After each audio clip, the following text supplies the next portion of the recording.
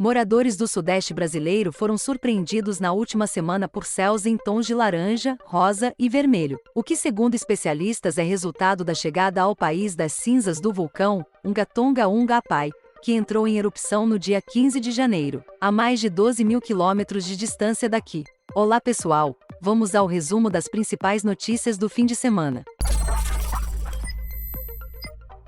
Imagens fantásticas foram capturadas em várias regiões, como no Espírito Santo e Rio de Janeiro. Considerada a maior dos últimos 30 anos em todo o mundo, a erupção do vulcão em Tonga devastou áreas próximas, liberou 400 mil toneladas de dióxido de enxofre na atmosfera, e suas cinzas e gases atingiram a estratosfera, o que ocorre apenas em episódios de grande intensidade. Segundo a NASA, a energia da explosão foi mais intensa do que 500 bombas atômicas, como a que foi lançada sobre Hiroshima, em 1945.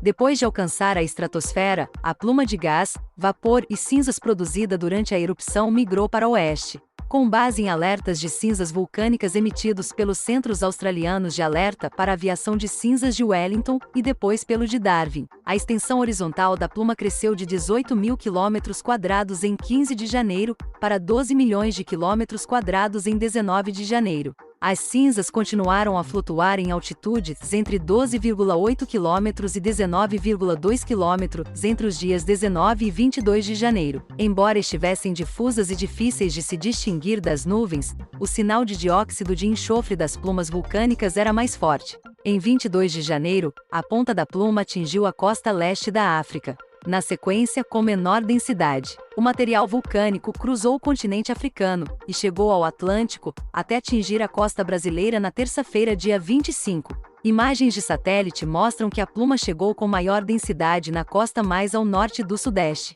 No entanto, o Sudeste do Brasil recebia aerossóis no período também de uma segunda origem, as queimadas e incêndios que se deram em decorrência da poderosa onda de calor e da seca no centro da América do Sul, no nordeste da Argentina e no Paraguai. Aqui na região dos lagos no interior do Rio de Janeiro, onde eu moro, o entardecer ficou como uma cor alaranjado forte e bem diferente do que costumamos ver por aqui. Foi com certeza mais um grande espetáculo da natureza. Agora quero saber se na sua cidade algo parecido aconteceu. Conta pra mim aqui nos comentários. Se você tiver foto, me marca lá no Instagram @keltube331. Grande beijo pra você, te aguardo no próximo vídeo.